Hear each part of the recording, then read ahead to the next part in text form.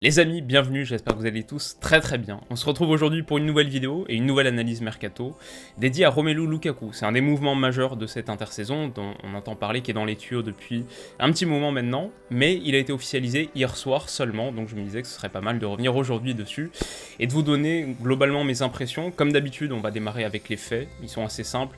C'est un transfert qui a été officialisé hier, comme on l'a dit, donc avec une indemnité à la hauteur de 115 millions d'euros payés par Chelsea à l'Inter, un contrat de 5 ans pour Romelu Lukaku qui s'étend jusqu'en 2026, il a 28 ans actuellement, il les a eu en mai, donc il aurait 33 ans à la conclusion de ce premier contrat. Un salaire de 12 millions d'euros annuels pour lui qui en fait le joueur le mieux payé du club devant N'Golo Kanté. Il devient aussi le joueur le plus cher de l'histoire en indemnités de transfert cumulées. Si on additionne toutes les indemnités payées par les clubs pour s'attacher les services de Romelu Lukaku dans sa carrière, c'est un total supérieur à 300 millions d'euros. Je crois que celui qui s'en approche c'est Neymar, il est 10-15 millions en dessous. Mais voilà, numéro 1 de ce classement. Et puis enfin, bien sûr, si on évoque Lukaku à Chelsea, il faut dire que c'est pour lui un retour. Il revient à Chelsea après y avoir passé quelques saisons entre 2011 et 2014, mais il a porté que 15 fois la tunique des Blues, il a passé le plus quart de son temps là-bas en prêt. Donc c'est pour lui une forme de revanche. Alors Lukaku, le profil, bon, disons que c'est un des joueurs qu'on connaît très bien, c'est aussi un des joueurs qu'on a le plus régulièrement évoqué sur la chaîne, notamment la saison dernière. J'avais consacré une analyse entière à son rôle sous Conte, à sa transformation sous Conte. À l'Inter, il a brillé par sa qualité de remise dos au but, c'est toujours un super point d'appui, que ce soit dans le cadre d'une attaque placée, où il pèse très lourd dans la surface, on va dire que c'est toujours difficile de bouger un bloc bas bien retranché dans son dernier tiers, mais avec Lukaku dans la boîte, t'as un cheat code que personne n'a, et contre lequel pas grand monde n'a de réponse. Donc sur attaque placée, mais on retrouve aussi sa qualité de remise dans les grands espaces où il montre beaucoup de finesse et d'intelligence spatiale. C'est un super joueur de transition, pas que de position, aussi de transition. Et d'ailleurs il le prouve balle au pied face au jeu aussi, c'est pas qu'un super bon joueur dos au jeu, il est aussi très bon face au jeu, où t'aimes pas avoir un Lukaku lancé face à toi. Donc tout ça pour dire que c'est pas un neuf qui évolue en marge du jeu, il est très soluble dans une animation offensive riche, complexe, parce qu'il a, comme on l'a montré, la qualité athlétique, mais surtout la qualité technique nécessaire. On peut faire 1m91 et 94 kg comme Lukaku, c'est pas ce qui te garantit en réalité une bonne protection de balle. La bonne protection de balle, c'est la qualité technique avant tout. Et voilà, tout ça, ça lui permet de jouer un rôle qui est inestimable à la création, mais c'est aussi un attaquant décisif. Il avait déjà des saisons assez volumineuses sous sa ceinture du côté d'Everton. Sa première à United n'était pas trop mal statistiquement non plus, mais l'année dernière en Italie, 30 buts, 10 passes, toutes compétitions confondues, celle d'avant 34-6. Lukaku plante et il permet aux autres de planter. Quand on regarde ses stats avancées d'ailleurs, 88e centile en but, 83e centile en passe décisive par rapport, tout ça c'est par rapport aux attaquants des 5 championnats majeurs. Ça en fait un joueur top 5% quand additionne XG et XA par 90 minutes, il est à 0,80 par 90, donc il marque ou il donne quasiment un but par match. C'est aussi un monstre en ballon touché dans la surface adverse et en progressive passeuse reçue, ce qui corrobore parfaitement ce qu'on disait sur sa disponibilité dans le dernier tiers, où que tu sois, peu importe contre qui tu joues, tu as toujours Lukaku devant toi auquel mettre un ballon, et ça risque de servir à Chelsea. Alors justement, Chelsea, comment est-ce que Lukaku fait de Chelsea une équipe next level? Est-ce qu'il est vraiment, référence à l'emoji qu'on a inclus dans le titre, est-ce qu'il est vraiment la cerise sur le gâteau des Blues? On parle quand même de l'équipe championne d'Europe en titre. À quel point est-ce qu'il les améliore? Je dirais substantiellement. Alors j'ai vu la Super Coupe d'Europe l'autre jour contre Villarreal, j'y ai trouvé un Chelsea assez inégal, mais si on regarde la première mi-temps, ils ont été très bons. Un jeu de possession assez patient dans la moitié de terrain de Villarreal, les 5 couloirs de jeu guardioliens occupés par le trio d'attaque et les 2 pistons. Face à un adversaire bien regroupé, Chelsea a essayé et a plutôt réussi à déséquilibrer le bloc adverse via des renversements de jeu, des longues passes obliques, souvent vers Marcos Alonso par exemple, qui a fait dans l'ensemble un match assez intéressant, ou alors vers Callum Hudson-Odoi, l'autre piston de l'autre côté, souvenir notamment d'une super passe oblique de Kovacic, c'est vers la demi-heure de jeu. Globalement sur cette période, Chelsea a montré que c'était une équipe qui sait bouger et qui sait reconnaître quand ça bouge aussi, à l'image du but du 1-0 qui est permis par un super déplacement de Kai Havertz, vraiment intelligent dans sa lecture de l'espace, et bouger plus reconnaître quand ça bouge, donc une top passe d'Alonso pour le servir. Puis un autre déplacement bien senti dans la foulée, c'est celui de Werner qui attire la défense de Villarreal au premier poteau et ouvre la ligne parfaite pour Ziyech qui conclut.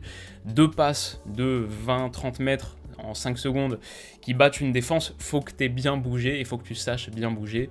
Pour réussir à faire ça, Chelsea a cette science du mouvement, elle l'a d'autant plus et elle l'a peut-être exclusivement depuis l'arrivée de Thomas Tuchel, mais déjà au fur et à mesure de la partie ça affaiblit et surtout on a vu régulièrement qu'il manquait un petit peu de présence dans la boîte, comme ici où ce centre malheureusement ne trouve personne, comme assez régulièrement en seconde où le ballon avait du mal à se frayer un chemin jusque dans le dernier tiers. Je pense que le front offensif du côté de Chelsea est garni de super talents, il n'y a pas de doute là-dessus. Je mettrais Havertz peut-être au-delà de tous les autres, il a une palette tellement vaste. Werner sur sa qualité de déplacement bien sûr, Pulisic pour la percussion, Ziyech et sa patte gauche dans le demi-espace, même si malheureusement blessure pour lui. Au niveau de l'épaule je crois, bon on va voir combien de temps il sera absent, sans doute plusieurs mois.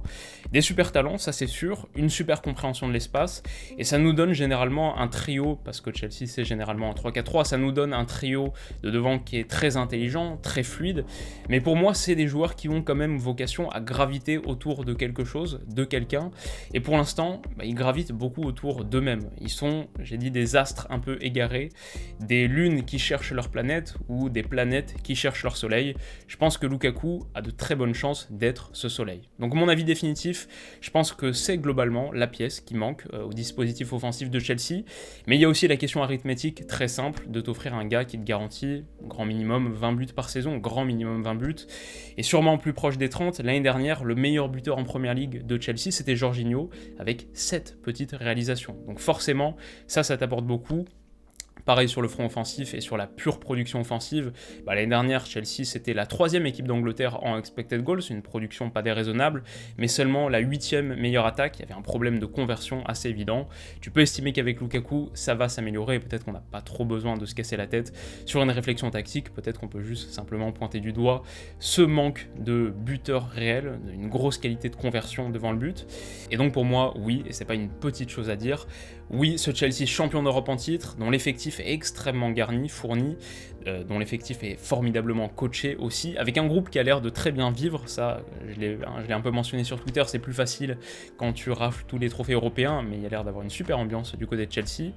Bon, ce Chelsea qui avait tout ça, mais qui avait une lacune sur ce rôle de pur buteur, oui, Chelsea devient un prétendant majeur au titre en s'offrant les services d'un gars qui est top 5 numéro 9 dans le monde. Je pense que sans les mettre dans un ordre particulier, Lewandowski, Benzema, Kane et Haaland et Lukaku, donc on a à peu près le top 5 mondial à ce poste. C'est un gars qui en plus connaît très bien la première ligue, Chelsea, West Brom, Everton, Manchester United, qui est dans la force de l'âge, 28 ans, il est au zénith de sa carrière. Alors sur ce point j'ai un petit doute quand même sur sa capacité à maintenir le niveau de performance qu'on a vu chez lui du côté de l'Inter sur plusieurs saisons, et un contrat de 5 ans pour lui à 28 ans, ça t'amène sur une fin de contrat autour des 33 ans. Mon côté un peu pessimiste voit facilement comment il pourrait devenir un poids sur tes finances dans quelques saisons. Mais la bonne nouvelle, c'est que de tout ce que j'ai lu, entendu et surtout de ce que j'ai vu, de ce qu'on a vu sur les dernières saisons, et c'est pas que le déclaratif, il a aussi apporté la preuve tangible à cette question, c'est que c'est un professionnel remarquable, un vrai passionné de son métier qui est constamment à la recherche du gain marginal, du 0,1% de performance en plus, sur le plan technique, mais aussi athlétique, où somme toute il a raté très peu de matchs sur les dernières saisons, il y en a 8 sur les 2 dernières campagnes, jamais d'absence supérieure à 1 mois sur toute sa carrière, ce qui est assez notable. Voilà, tous ces éléments, à la fois les prédispositions mentales, sa progression sur les dernières saisons, son niveau de professionnalisme croissant, son corps qui n'a pas l'air de le lâcher, tout ça peut-être que ça peut limiter son érosion. Et quoi qu'il arrive, en attendant ce jour, le Chelsea de Thomas Tuchel a une arme en plus pour remporter toutes les compétitions qu'il dispute, pour en tout cas viser cet objectif. Donc voilà ce que j'en pense, dites-moi ce que vous en pensez dans les commentaires. Si la vidéo vous a plu, mettez un petit pouce bleu, ça m'aide beaucoup. Si vous voulez pas rater les prochaines analyses, vous pouvez vous abonner à la chaîne. On se retrouve très vite pour la suite, prenez soin de vous et de vos proches.